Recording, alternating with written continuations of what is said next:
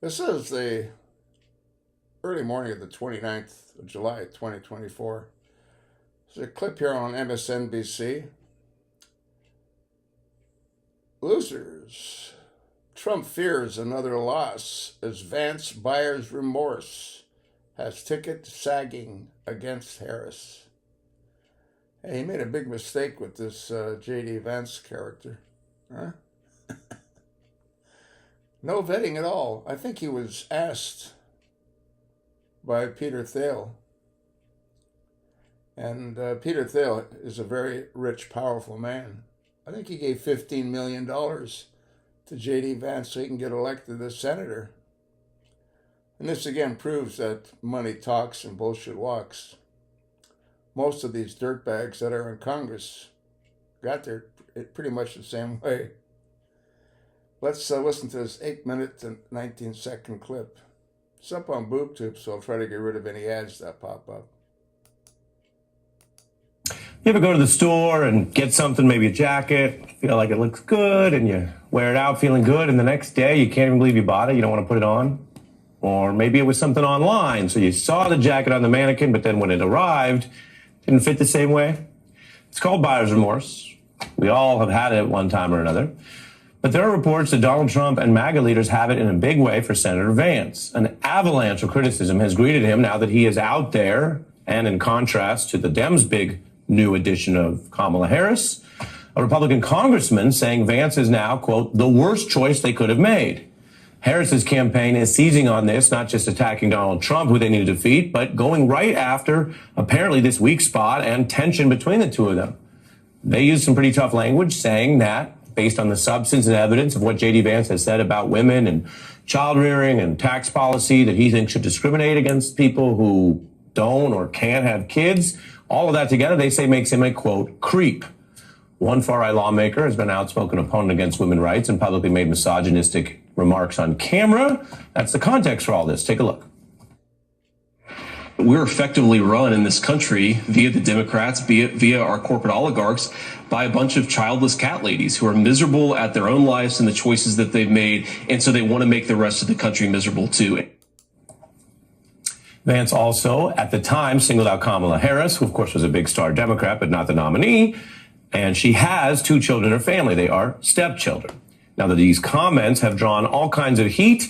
And here's the thing about right-wing Republican politics. What might seem to work at the convention stage, and we've covered that, or in political interviews, sometimes has a way of completely failing out in the real world, where plenty of people care about, family choices and the freedom and liberty to exercise them without being beat up upon by some potentially arrogant seeming male politician.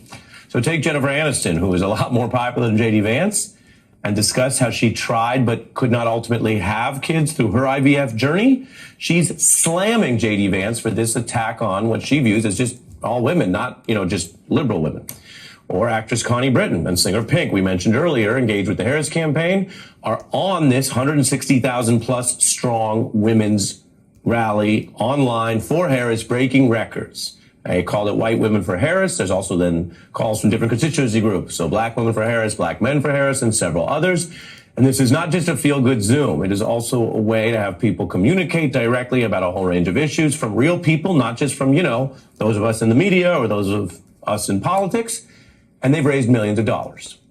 They are fighting for Harris, who is now saying this campaign, now that she's taking it over, is about freedom. And again, we've talked about the connective tissue here. Joe Biden did talk a lot about Roe. In fact, when he talked about how the predictions were wrong about the midterms, he cited how the women's backlash against Trump's right-wing justices overturning Roe. But Harris may be a very different type of messenger and leader on these issues. And she's certainly a contrast to J.D. Vance, whose degrading remarks are backed by all kinds of policy plans.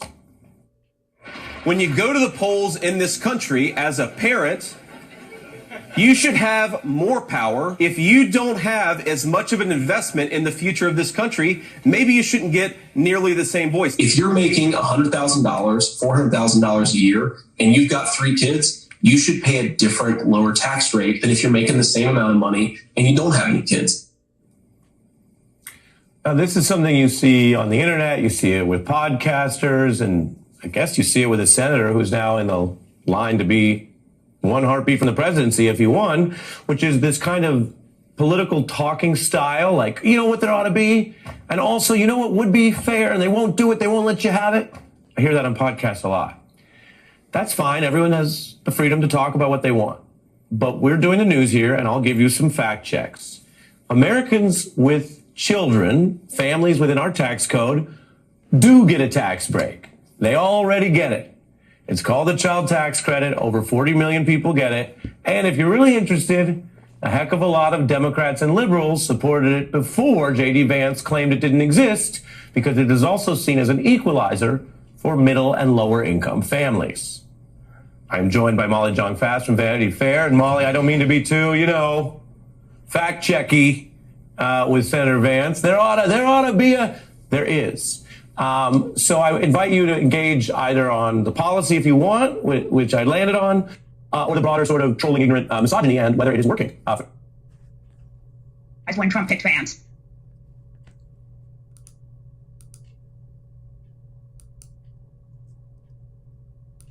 Someone who ran 20 points behind Mike DeWine in the state of Ohio in his Senate race. I mean, the man really underperformed, even though it's a bright red state.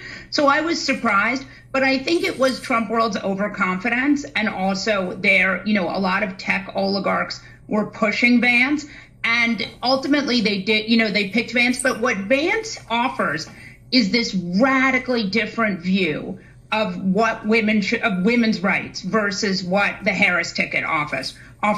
And it's so interesting to me, because here is a group that has spent all its time saying, right, Trump says, I have nothing to do with Project 2025. That's not me. That's the Heritage Foundation.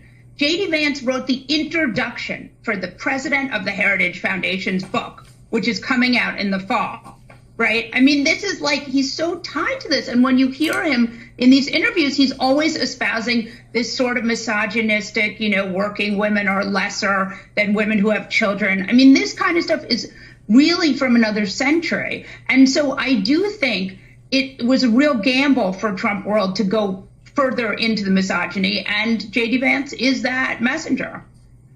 This was Kamala Harris speaking Tuesday. Take a look. We who believe in reproductive freedom will stop Donald Trump's extreme abortion bans, because we trust women to make decisions about their own body and not have their government tell them what to do. That's clear. It looks like she's on offense. Again, in contrast, we got 100 days where we're covering all of this. Here's how J.D. Vance sounded. He went on with Megyn Kelly, the former Fox host, and did a sort of a dance that he stands by some of it, but take a look.